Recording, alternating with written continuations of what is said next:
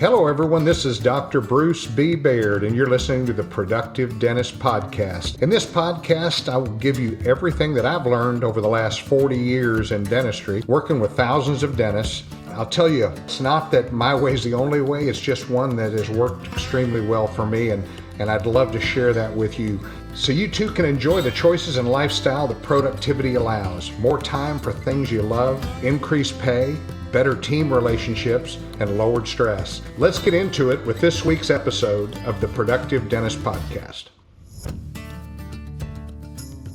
What I'm doing is I am preparing a patient for failure on anything that I do, anything that could possibly fail, which is everything we do. You know, I put veneers on, and I've done thousands of veneers. And I tell the patient, I said, these things are phenomenal.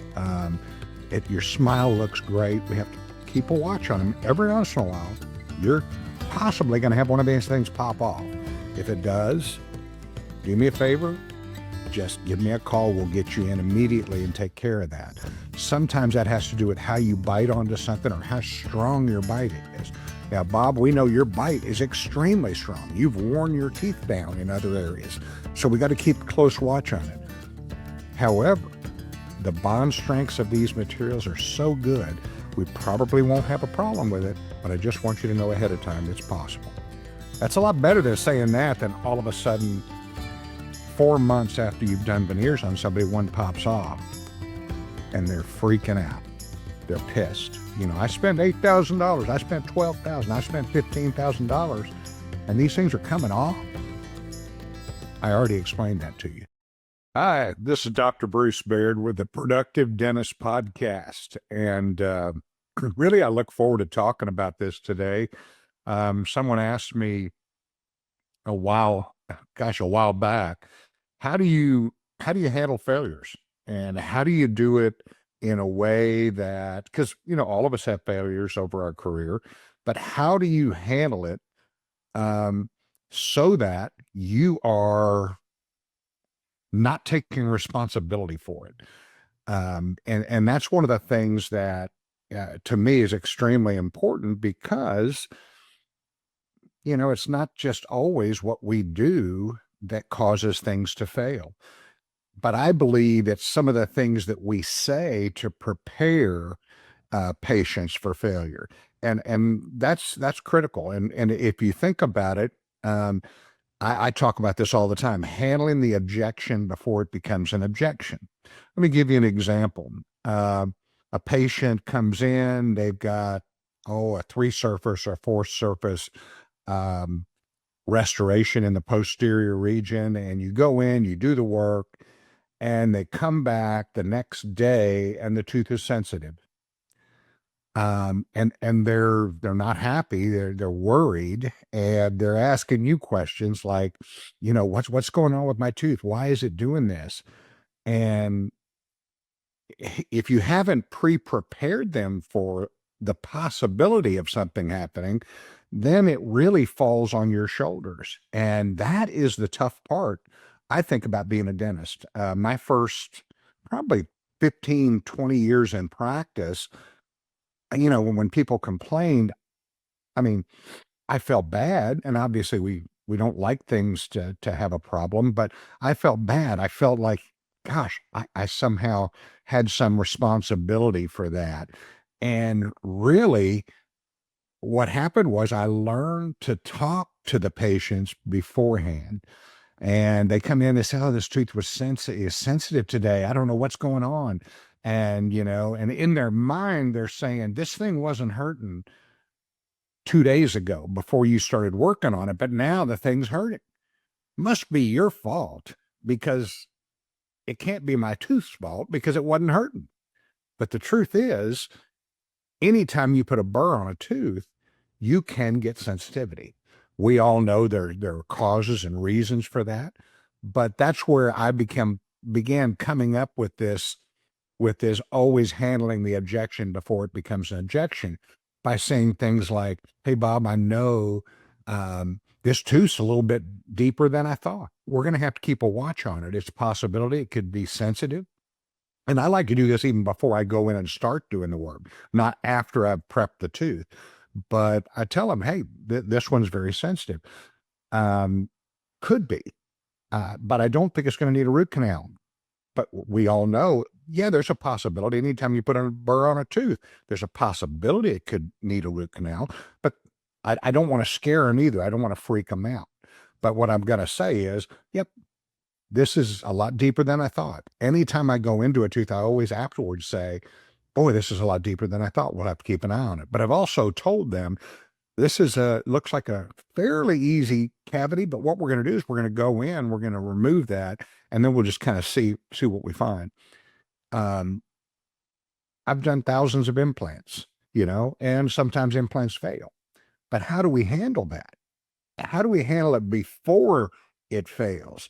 That's when the rubber meets the road, in my opinion. That's when we do things that make the patient have a more complete understanding of the process of what's going on in their mouth.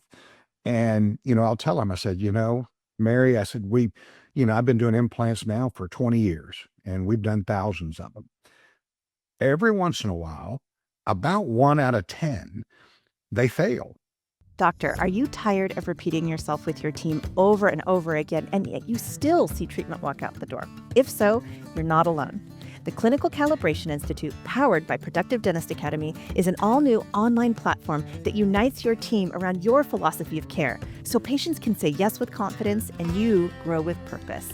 Including online curriculum with world-class faculty, monthly live mastermind sessions for each department within your practice, and an online private community, this is your home to grow.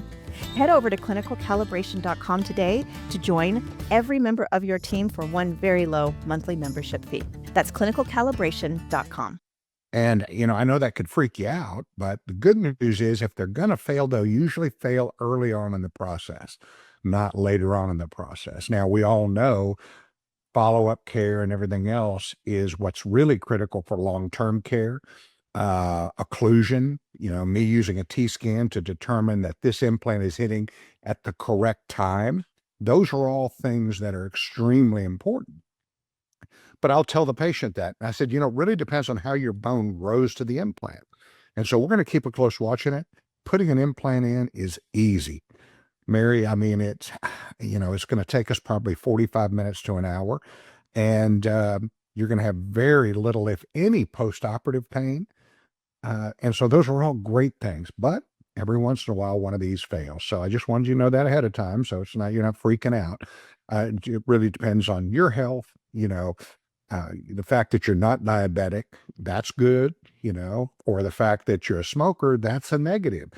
All the things that I can prepare them for that failure of the implant. Then when the patient comes in, they're saying, how's it looking, doc? Is it failing? I go, no, let me take a peek. No, it looks great. I think we're doing good. Let's keep a close watch on it, though. The next few weeks will determine everything. So see, what I'm doing is I am preparing a patient for failure on anything that I do, anything that could possibly fail, which is everything we do. I put veneers on and I've done thousands of veneers. And I tell the patient, I said, these things are phenomenal. Your smile looks great. We have to keep a watch on them. Every once in a while, you're possibly going to have one of these things pop off. If it does, do me a favor, just give me a call. We'll get you in immediately and take care of that. Sometimes that has to do with how you bite onto something or how strong your bite is. Now, Bob, we know your bite is extremely strong. You've worn your teeth down in other areas. So we got to keep close watch on it. However, the bond strengths of these materials are so good, we probably won't have a problem with it, but I just want you to know ahead of time it's possible. That's a lot better than saying that than all of a sudden 4 months after you've done veneers on somebody, one pops off and they're freaking out. They're pissed. I spent $8,000. I spent $12,000. I spent $15,000 and these things are coming off. I already explained that to you. And we do that with every procedure. Think of other things. Doing upper and lower dentures for a patient. What do you tell them about the lower denture? I joke with them and I say, well, Mary, I said, um, yes, you're going to need dentures. You only have 7 teeth left. But let me tell you a little something. Um, the upper denture, we can get it. It's going to fit really nicely. It's going to look gorgeous. It's going to look beautiful. The lower denture, you know, dentures weren't made for the lowers. They just weren't. They don't work very well. They float around and they move. Now, we have a lot of patients that are wearing upper and lowers and they've learned to chew and they've learned to eat that way. But inherently, it's a denture sitting on top of the gums and the jaws, the one that's moving, and these things move around. Some people use a lot of stick-ons, some use little paste, some use pads. People use all different kinds of things, but I'm telling you, your bottom's not going to fit like your upper. As a matter of fact, I'm going to charge you double for the upper and I'm going to give you the bottom one for free.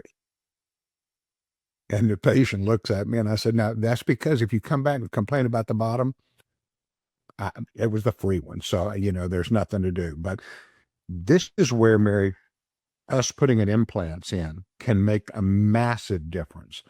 Or by keeping these 2 teeth and putting snaps on them. There are lots of ways that I'll explain this to the patient, but what I want that patient to understand is this doesn't fit. And, if you've heard 100 people complain about a lower denture, why don't you tell them ahead of time they're going to their lower denture isn't going to work? You see what I'm saying? It's all on us. It's how we think. It's how we put this stuff together in the patient's mind that makes all the difference in the world. Because what I will tell you is, and I talk about this in reducing stress and doubling your productivity and all that, but reducing my stress is critical. And until I realized that and started handling the objections before they became an objection, I really took the brunt of it. And now handling failures with grace, it is like, remember, Mary, we talked about that. And Bob, your bite's so strong, we have to keep a close watch on this. And this was a lot deeper than I thought it was going to be. And all of these little things that we do to help prepare patients for an extraction, I will tell them this is a very difficult extraction.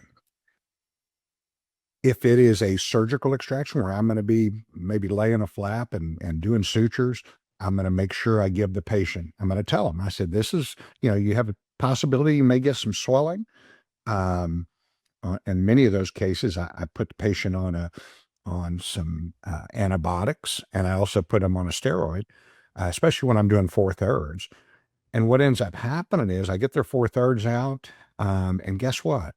Because of the medications and because of the pre-meds that we've done, and because of our surgical skills, the way we've done it, the patient comes back the day after or a couple days later going, I didn't swell. It was amazing. It was awesome. Now, I'm going to build them up and saying you're probably going to have swelling. It's going to be hard to swallow. You're going to have, bleeding. I tell them all of those things because they're all possible. But I don't want them to be surprised by it when it actually happens. And so that's what takes us from being a consultant to the patient and what they believe is you're the best dentist I've ever been to because you've explained things to me and I understand. And what if they are really swollen? I go, gosh, I was hoping we wouldn't get that swelling, but boy, we do see it. Does it happen very often? No. I mean, we've gotten down the systems and the scenarios so that we can take out 4/3, or we can take out a full mouth set of extraction, put in implants and put teeth on top of those, and the patients very rarely have any pain. We do an all on 4 and all on 6. The patient has bolted in teeth, and they're like, I can't believe it's not hurting. Now I'm telling them, remember, I want you to take it really easy on eating until we get our final restorations. But these are all things that I want you to be thinking about in your practice. And as you're doing comprehensive exams on your patients, it's super duper important to do this. But I think the thing that helped me most is it made me start enjoying dentistry more. I've always loved dentistry, but I don't love doing something that, you have patient concerns and patient things coming in every day, which is normal. But if I'd handled it ahead of time, they come in, for instance, and say, next time I see them, they go, "Hey, doc, that tooth wasn't sensitive at all. Or you took that tooth out. I didn't have any pain. You did those veneers, and they've been on 9 years now, doc, and I've never had a problem with them popping off." And so all of these little things make the big difference. And guess what? People who are happy, people who believe that you are a phenomenal dentist, people who think that you are the best, they send other people to you. And when they have work done, they actually refer their friends to you. Yeah, they do. Now, if they get this inkling that, that tooth wasn't sensitive before you worked on it, or they get this thing, man, that was sore. I don't know if he's that good a surgeon. Oh, I don't know. That veneer, all of these things are things that you can handle before it happens. So anyway, I hope this was helpful. I hope it gives you something to think about differently, because I'll be honest with you, I think about it differently every single day. I handle the objections with my kids. I handle objections with friends. I handle objections with everything before they happen. And guess what? Cortisol levels drop, stress goes down, and you start to enjoy your patients more, and you enjoy your practice more. So anyway, I look forward to the next time we're on. Tell your friends about the Productive Dentist Podcast, and I look forward to next time. Thank you for joining me for this episode of the Productive Dentist Podcast. If you found this episode helpful, make sure you subscribe.